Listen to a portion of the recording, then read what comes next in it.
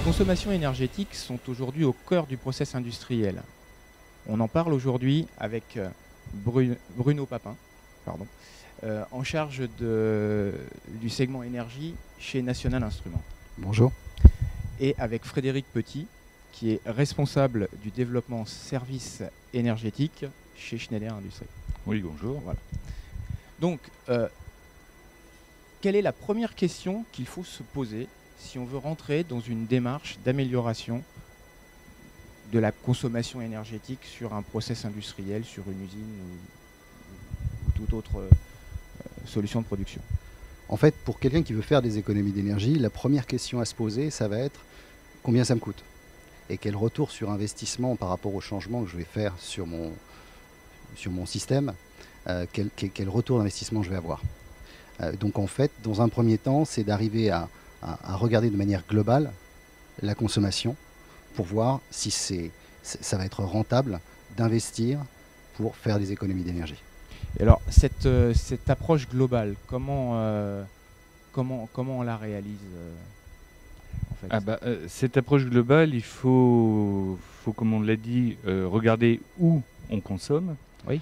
De regarder combien ça coûte, c'est-à-dire d'avoir toujours cette vision effectivement de si on met quelque chose en place, quelle que soit la solution, quel est le retour d'investissement et l'investissement qu'il va falloir mettre en place. Et puis, il faut ensuite travailler sur le périmètre le plus large. Oui. Le périmètre le plus large, c'est-à-dire ne s'interdire aucune piste qui pourrait potentiellement avoir un gain sur les énergies.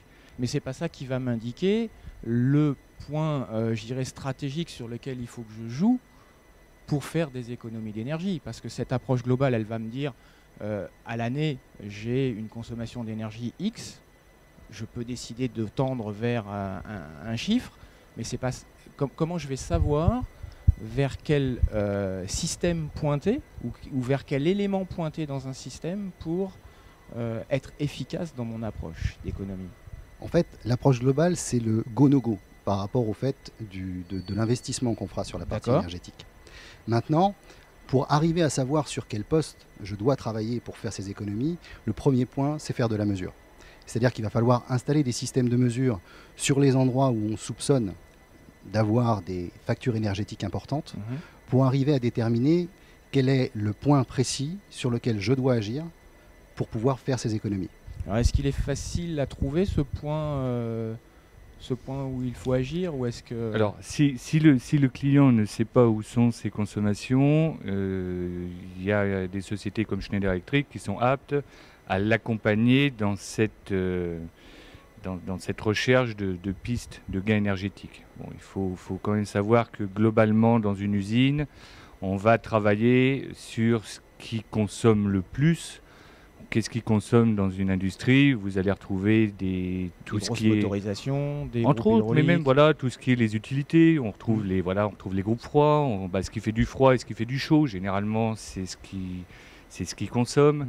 Vous allez retrouver dans les process industriels, pareil, les fours, les presses à injecter. Donc, généralement, le client potentiellement sait où sont ses dépenses énergétiques. Par contre, il n'a pas toujours la mesure pour savoir exactement quels sont les systèmes qui ont le moins bon rendement, de savoir par rapport à deux systèmes équivalents, lequel a une production identique avec une consommation inférieure, le rendement du système. Donc ça, il faut déjà commencer par là, c'est-à-dire pouvoir mesurer. Faire de la mesure. Alors, Eni, qui est quand même spécialisé dans la mesure, comment vous arrivez à déterminer, entre guillemets, ce qu'il faut mesurer réellement, finement, par rapport à quelque chose qu'il suffirait peut-être d'évaluer pour en déterminer le... En fait, pour arriver à avoir des informations fines, on peut passer par l'évaluation, mais l'évaluation sera toujours insuffisante parce que ça va vous donner une information moyenne sur ce que doit consommer tel ou tel système.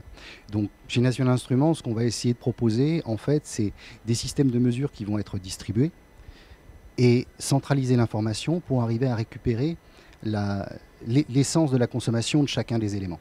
Donc pour ça, pour que ce soit rentable par rapport aux investissements qui peuvent être faits, il n'y a pas 36 solutions, il faut des systèmes qui soient peu coûteux en termes oui, d'installation parce et de que suivi. mesurer, ça coûte quelque chose. Donc, il faut être efficace. Donc, des systèmes peu coûteux en termes d'investissement, mais aussi en termes de consommation, parce que si je veux mesurer, je vais consommer. Exactement. Il faut travailler pour avoir des systèmes de mesure qui consomment peu. Et il faut aussi avoir des systèmes de mesure qui soient le plus automatisés possible, pour éviter en fait d'avoir des coûts opérationnels de relevé de compteur ou de récupération d'informations par un employé. Et alors, dans cette démarche d'approche d'efficacité énergétique, quelle est la place de l'humain dans cette démarche? Est-ce qu'elle est majeure? Est-ce qu'elle est moins importante? Et comment on le gère? Voilà, il est primordial. Il est primordial.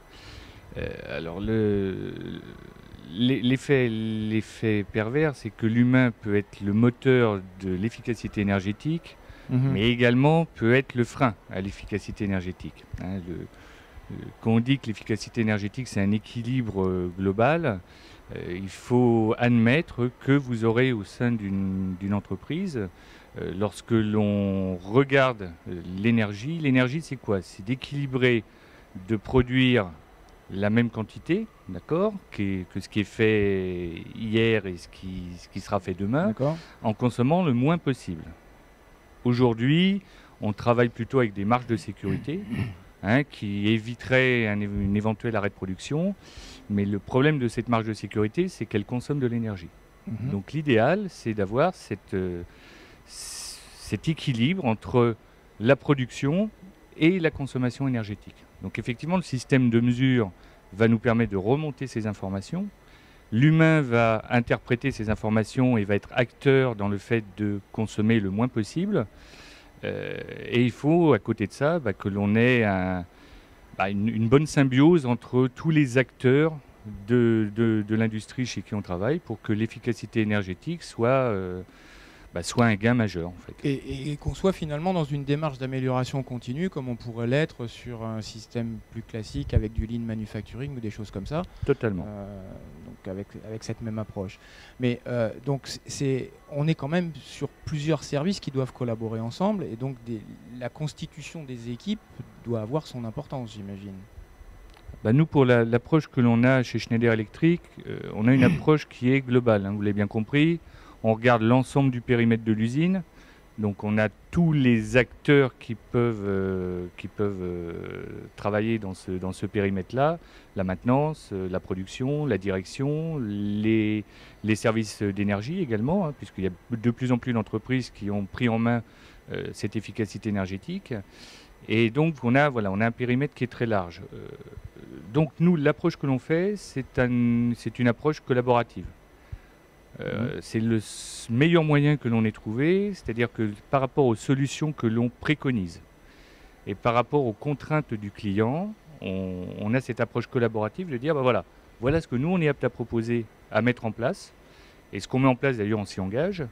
Et vous, clients, quelles sont vos contraintes? Jusqu'où vous êtes apte à aller et qui peut avoir cet équilibre entre la direction, la production, la maintenance et l'efficacité énergétique. Donc nous, la seule approche qu'on a pu trouver, c'est ça, quand on travaille sur l'industrie, c'est d'avoir un périmètre large avec une approche collaborative avec les clients. D'accord. Et cette approche collaborative, c'est aussi quelque chose que vous développez Alors nous, comme on va fournir des solutions de mesure principalement et travailler avec des partenaires qui pourront intégrer ces solutions et apporter derrière des modifications de process ou une évolution du système de production. Souvent, quand on travaille en direct avec un client, on va plutôt travailler avec la partie maintenance. Parce qu'en fait, on va associer cette idée de surveillance énergétique pour voir, pour mettre en adéquation la production et la consommation, avec aussi des effets de vieillissement de matériel qui pourraient aussi engendrer ce type de surconsommation. Donc, qui vont servir finalement de système d'alarme en disant effectivement on va consommer plus, mais là demain on risque même de casser la machine et d'être en arrêt de production, quoi. Exactement. Le but, c'est d'utiliser cette économie d'énergie aussi en termes de système de maintenance prédictive, où on va pouvoir intervenir sur une machine avant qu'elle soit cassée et avant qu'on ait la coupure complète de la ligne. Donc finalement, c'est un moyen de s'assurer qu'une ligne de production ou qu'un process de production n'est pas surconsommateur par rapport à ce qu'il était à l'origine et qu'il n'y a pas de dérive dans le temps, quoi. Oui, tout à fait. D'accord. Okay. C'est une approche aussi qui est que vous êtes amené à faire Alors oui, nous, dans l'approche, on a cette démarche de dire, l'avantage qu'on a, c'est qu'on a la démarche globale. Hein. On a, nous, des équipes d'énergéticiens qui vont travailler donc, sur la partie, on va appeler d'audit, d'audit détaillé, de bien regarder où sont les gains et de passer d'un potentiellement accessible à un réellement réalisable. Hein, la marche est à franchir quand même. Et on va avoir donc cet engagement de résultat. L'engagement de résultat ne peut être fait que via la mesure.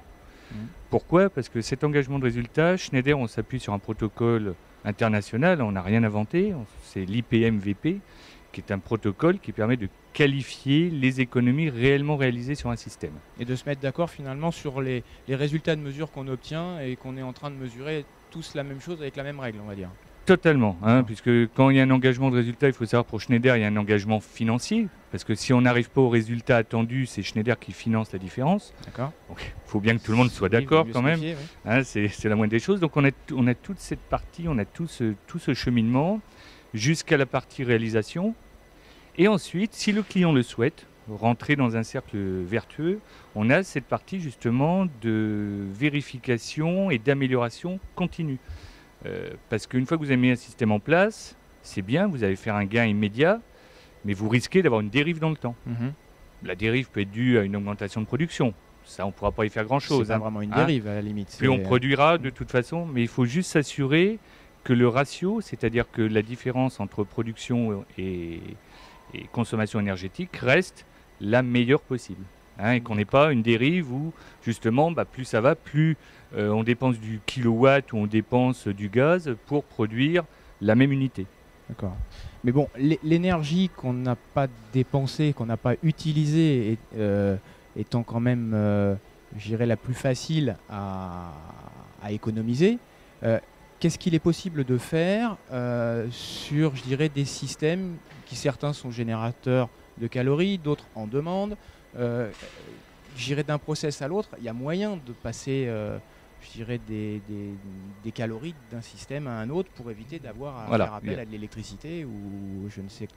De toute façon, il n'y a pas de secret. Je pense qu'aucun des acteurs qui travaillent sur l'efficacité énergétique n'a d'autres solutions pour produire en consommant moins. Il y a deux pistes. La piste, c'est justement de consommer moins sur l'élément qui justement absorbe l'énergie. D'accord. Un moteur, un four, des résistances, dans des systèmes plus performants. Mais également de bien s'assurer que les calories ou l'énergie qui n'est pas utilisée puisse être récupérée.